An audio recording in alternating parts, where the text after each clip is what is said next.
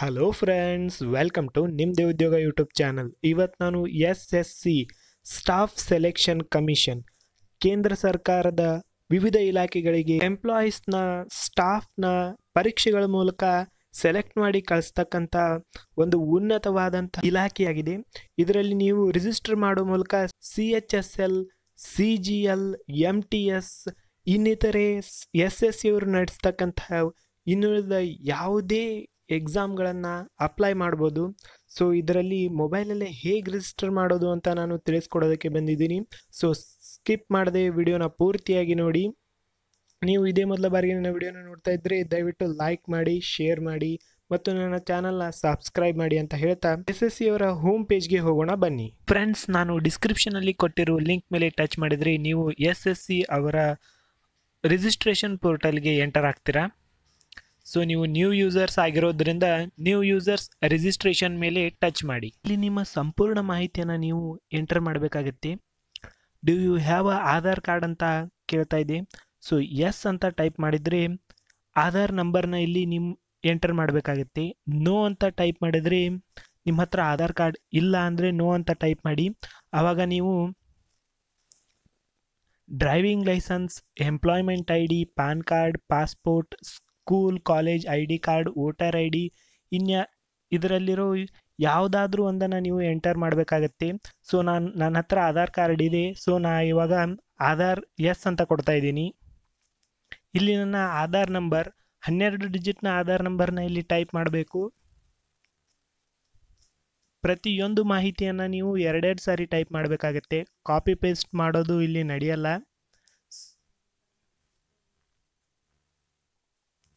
ನಾನು Aadhaar card S ಅಂತ ಕೊಟ್ಟಿದ್ದೀನಿ. ಸೊ ಟೈಪ್ ID ಅಂತ ಕೇಳ್ತಾ ಇದೆ, ಇದು ಓಪನ್ ಆಗಲ್ಲ. ಆಮೇಲೆ ನಿಮ್ಮ ನೇಮ್ನ ಇಲ್ಲಿ ಎಂಟರ್ ಮಾಡಬೇಕಾಗತ್ತೆ. ನಿಮ್ಮ SSLC ಮಾರ್ಕ್ಸ್ ಕಾರ್ಡಲ್ಲಿ ಯಾವ ಥರ ನಿಮ್ಮ ನೇಮ್ ಇದೆ ಅದೇ ರೀತಿ ಇಲ್ಲಿ ನೀವು ಎಂಟರ್ ಮಾಡಬೇಕು.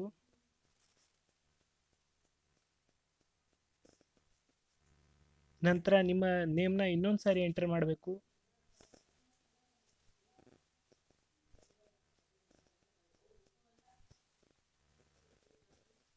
ಏನಾದರೂ ನೇಮ್ನ ಚೇಂಜ್ ಮಾಡಿದರೆ ಅಥವಾ ಮಾಡಿಸಿದ್ರೆ ನೀವು ಎಸ್ ಅಂತ ಕೊಡಿ, ಇಲ್ಲ ಅಂದರೆ ನೋ ಅಂತಾನೆ ಇರಲಿ. ನೀವು ಎಸ್ ಅಂತ ಟಚ್ ಮಾಡಿದರೆ ನಿಮ್ಮ ನ್ಯೂ ನೇಮ್ನ ಇಲ್ಲಿ ಎಂಟರ್ ಮಾಡಬೇಕಾಗತ್ತೆ. ಸೊ ನಾನು ನೋ ಅಂತ ಟೈಪ್ ಮಾಡ್ತಾ ಇದ್ದೀನಿ. ನಿಮ್ಮ ಫಾದರ್ ನೇಮ್ ಮತ್ತು ನಿಮ್ಮ ಮದರ್ ನೇಮ್ ಎರಡನ್ನು ಎರಡೆರಡು ಸಾರಿ ಟೈಪ್ ಮಾಡಬೇಕಾಗತ್ತೆ. ಮತ್ತು ನಿಮ್ಮ ಡೇಟ್ ಆಫ್ ಬರ್ತ್ನ ಇಲ್ಲಿ ಎಂಟರ್ ಮಾಡಬೇಕಾಗತ್ತೆ. ಸೊ ನಾನು ಡೈರೆಕ್ಟಾಗಿ ಟೈಪ್ ಮಾಡ್ತಾ ಇದ್ದೀನಿ 23/10/1998 ಅಂತ ಎರಡು ಸಾರಿ ಟೈಪ್ ಮಾಡಬೇಕಾಗತ್ತೆ. ನಂತರ ನಿಮ್ಮ ಎಜುಕೇಷನ್ ಬೋರ್ಡ್ನ ಅದು ಕೇಳ್ತಾ ಇದೆ. ನಮ್ಮ 10th ಎಜುಕೇಷನ್ ಬೋರ್ಡ್ನ ಇಲ್ಲಿ ನಾವು ಎಂಟರ್ ಮಾಡಬೇಕಾಗತ್ತೆ. Karnataka secondary education examination board ಇದನ್ನು ನಾನು ಸೆಲೆಕ್ಟ್ ಮಾಡ್ಕೋತಾ ಇದ್ದೀನಿ. ಎರಡನೇ ಸಾರಿ ಕೂಡ ನಾನು ಅದನ್ನೇ ಸೆಲೆಕ್ಟ್ ಮಾಡ್ಕೋಬೇಕು. ಪ್ರತಿಯೊಂದು ಇನ್ಫಾರ್ಮೇಷನ್ನು ಎರಡೆರಡು ಸಾರಿ ಇಲ್ಲಿ ಮೆನ್ಷನ್ ಮಾಡಬೇಕಾಗತ್ತೆ. ಸೊ ನಿಮ್ಮ 10th ಮಾರ್ಕ್ಸ್ ಕಾರ್ಡ್ ರೂಲ್ ನಂಬರ್ನ ಇಲ್ಲಿ ನೀವು ಎಂಟರ್ ಮಾಡಬೇಕಾಗತ್ತೆ.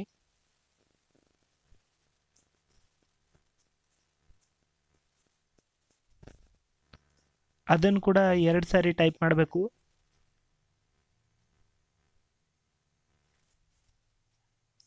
ನಂತರ ಇಯರ್ ಆಫ್ ಪಾಸಿಂಗ್ ಅಂತ ಕೇಳ್ತಾ ಇದೆ. ನಾನು 2015 ಅಂತ ಕೊಡ್ತೀನಿ.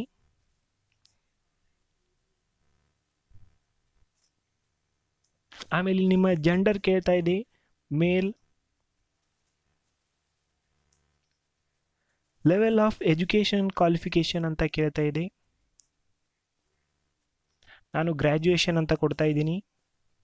ಮತ್ತು ನಿಮ್ಮ ಮೊಬೈಲ್ ಸಂಖ್ಯೆಯನ್ನು ಕೇಳ್ತಾ ಇದೆ ಮತ್ತು ನಿಮ್ಮ ಇಮೇಲ್ ಅಡ್ರೆಸ್ನ ಕೇಳ್ತಾ ಇದೆ. ಎರಡನ್ನು ವೆರಿಫೈ ಅಂತ ಎರಡು ಸಾರಿ ಕೇಳ್ತಾ ಇದೆ. ಸೊ ನಾನು ಎರಡನ್ನು ಟೈಪ್ ಮಾಡ್ತೀನಿ. ಮತ್ತು ನಿಮ್ಮ ಸ್ಟೇಟ್ನ ಕೇಳ್ತಾ ಇದೆ. ಸೊ ನಾನು ಕರ್ನಾಟಕ ಅಂತ ಕೊಡ್ತೀನಿ. ನಿಮ್ಮ ಮೊಬೈಲ್ ನಂಬರ್ ಮತ್ತು ಇಮೇಲ್ ಅಡ್ರೆಸ್ನ ಇಲ್ಲಿ ಎಂಟರ್ ಮಾಡಿದ ಮೇಲೆ ನಿಮ್ಮ ಮೊಬೈಲ್ ನಂಬರ್ ಮತ್ತು ಇಮೇಲ್ ಅಡ್ರೆಸ್ಗೆ ವೆರಿಫಿಕೇಷನ್ ಕೋಡ್ ಹೋಗುತ್ತೆ, ಅದನ್ನು ನೀವು ಎಂಟರ್ ಮಾಡಬೇಕು. ಸೊ ಸರಿಯಾದ ಮೊಬೈಲ್ ನಂಬರ್ ಮತ್ತು ಇಮೇಲ್ ಅಡ್ರೆಸ್ನ ಇಲ್ಲಿ ಕೊಡಿ. ಸೇವ್ ಮೇಲೆ ಕ್ಲಿಕ್ ಮಾಡಿದ ಮೇಲೆ ನಿಮಗೆ ಕನ್ಫರ್ಮ್ ಇಮೇಲ್ ಅಡ್ರೆಸ್ ಮತ್ತು ಮೊಬೈಲ್ ನಂಬರ್ನ ಕೇಳುತ್ತೆ. ಸೊ ನೀವು ಕನ್ಫರ್ಮ್ ಅಂತ ಇಲ್ಲಿ ಟಚ್ ಮಾಡಿ. ನಿಮ್ಮ ರಿಜಿಸ್ಟ್ರೇಷನ್ನ 14 ದಿನದೊಳಗೆ ನೀವು ಕಂಪ್ಲೀಟ್ ಮಾಡಬೇಕು, ಇಲ್ಲದಿದ್ದರೆ ನಿಮ್ಮ ರಿಜಿಸ್ಟ್ರೇಷನ್ ಡಿಲೀಟ್ ಆಗುತ್ತೆ ಅಂತ ಕೂಡ ಇವರು ತಿಳಿಸ್ತಾ ಇದ್ದಾರೆ. ಸೊ ಇದಕ್ಕೂ ನೀವು ಕ್ಲೋಸ್ ಅಂತ ಇಲ್ಲಿ ಕ್ಲಿಕ್ ಮಾಡಬೇಕು. ಇವಾಗ ನೀವು ಎಂಟರ್ ಮಾಡಿರೋ ಮೊಬೈಲ್ ನಂಬರ್ಗೆ ನಿಮ್ಮ ರಿಜಿಸ್ಟ್ರೇಷನ್ ನಂಬರ್ ಮತ್ತು ಪಾಸ್ವರ್ಡ್ ಅವರು ಸೆಂಡ್ ಮಾಡಿರ್ತಾರೆ.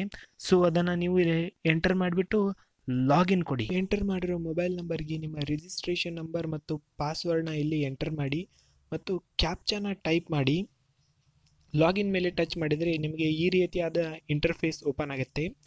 ಇಲ್ಲಿ ನೀವು ನಿಮ್ಮ ಪಾಸ್ವರ್ಡ್ನ ರೀಸೆಟ್ ಮಾಡ್ಕೊಳ್ಬೇಕು.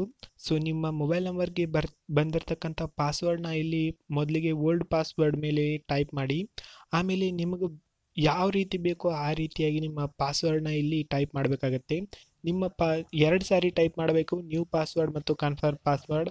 ಸೊ ಟೈಪ್ ಮಾಡಿದ ಮೇಲೆ ಸಬ್ಮಿಟ್ ಮೇಲೆ ಟಚ್ ಮಾಡಿ.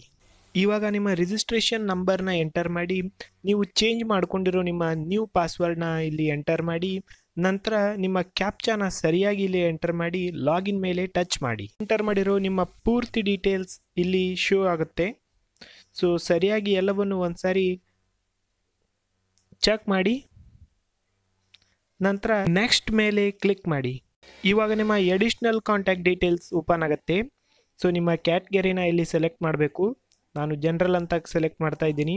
ಎಲ್ಲವನ್ನು 2 ಸಾರಿ ನೀವು ಸೆಲೆಕ್ಟ್ ಮಾಡಬೇಕಾಗತ್ತೆ. ನ್ಯಾಷನಾಲಿಟಿ ಇಂಡಿಯನ್ ಮತ್ತು ಐಡೆಂಟಿಟಿ ಮಾರ್ಕ್ ನೋ ಅಂತ ಇಲ್ಲಿ ನಾನು ಟೈಪ್ ಮಾಡ್ತಾ ಇದ್ದೀನಿ. Are you a person with benchmark disability ಅಂತ ಇದು ಕೇಳ್ತಾ ಇದೆ. ಸೊ ನಾನು ನೋ ಅಂತ ಕೊಡ್ತಾ ಇದ್ದೀನಿ.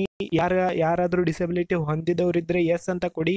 ಆಮೇಲೆ ನಿಮ್ಮ ಸರ್ಟಿಫಿಕೇಟ್ ನಂಬರ್ ಇರುತ್ತೆ, ಅದನ್ನು ನೀವು ಎಂಟರ್ ಮಾಡಬೇಕಾಗತ್ತೆ. ನಿಮ್ಮ ಪರ್ಮನೆಂಟ್ ಅಡ್ರೆಸ್ನ ಇಲ್ಲಿ ಎಂಟರ್ ಮಾಡಿ ಮತ್ತು ನಿಮ್ಮ ಸ್ಟೇಟ್ನ ಇಲ್ಲಿ ಎಂಟರ್ ಮಾಡಬೇಕಾಗತ್ತೆ. ನಾನು ಕರ್ನಾಟಕ ಅಂತ ಎಂಟರ್ ಮಾಡ್ತಾ ಇದ್ದೀನಿ. ಮತ್ತು ನಿಮ್ಮ ಡಿಸ್ಟ್ರಿಕ್ಟ್, ನಿಮ್ಮ ಪಿನ್ ಕೋಡ್, ಹಾಗೆ ನೀವು ಮೊದಲೇ ಎಂಟರ್ ಮಾಡಿರೋ ನಿಮ್ಮ ಅಡ್ರೆಸ್ ನಿಮ್ಮ ಪರ್ಮನೆಂಟ್ ಅಡ್ರೆಸ್ ಆಗಿದ್ದರೆ ಎಸ್ ಅಂತ ಕೊಡಿ. ನೆಕ್ಸ್ಟ್ ಬರೋ ಎಲ್ಲ ಕಾಲಮ್ಸ್ನು ಅದೇ ಫಿಲ್ ಮಾಡ್ಕೊಂಡು ಬಿಡುತ್ತೆ. ಎಲ್ಲ ಫಿಲ್ ಮಾಡಿದ ಮೇಲೆ ಪ್ರಿವ್ಯೂ ಸೇವ್ ಮೇಲೆ ನೀವು ಎಂಟರ್ ಮಾಡಬೇಕಾಗತ್ತೆ. ಡಿಕ್ಲರೇಷನ್ನ ಕೇಳುತ್ತೆ, ನೀವು ಇದನ್ನು ಸರಿಯಾಗಿ ಓದಿ ಐ ಅಗ್ರಿ ಮೇಲೆ ಟಚ್ ಮಾಡಿ ಫೈನಲ್ ಸಬ್ಮಿಷನ್ ಆದರೂ ಮಾಡ್ಬೋದು, ಪ್ರಿಂಟ್ ಆದರೂ ತಕ್ಕೋಬೋದು. ನಾನು ಫೈನಲ್ ಸಬ್ಮಿಷನ್ ಮೇಲೆ ಕ್ಲಿಕ್ ಮಾಡ್ತಾ ಇದ್ದೀನಿ. ಇವಾಗ ನಿಮ್ಮ ಮೊಬೈಲ್ ಮತ್ತು ರಿಜಿಸ್ಟರ್ ಇಮೇಲ್ ಐ ಡಿಗೆ ಒಂದು OTP ಬರುತ್ತೆ. ಅವೆರಡನ್ನು ಇಲ್ಲಿ ಎಂಟರ್ ಮಾಡಿ ಕ್ಯಾಪ್ಚಾನ ಎಂಟರ್ ಮಾಡಿ ಸಬ್ಮಿಟ್ ಮೇಲೆ ಟಚ್ ಮಾಡಿ. ರಿಜಿಸ್ಟ್ರೇಷನ್ ಸಕ್ಸಸ್ಫುಲ್ ಆಗಿ ಎಂಟರ್ ಆಗಿದೆ ಅಂತ ಇವರು ತಿಳಿಸಿದ್ದಾರೆ. ಸೊ ಈಗ ಓಕೆ ಮೇಲೆ ಕ್ಲಿಕ್ ಮಾಡಿ.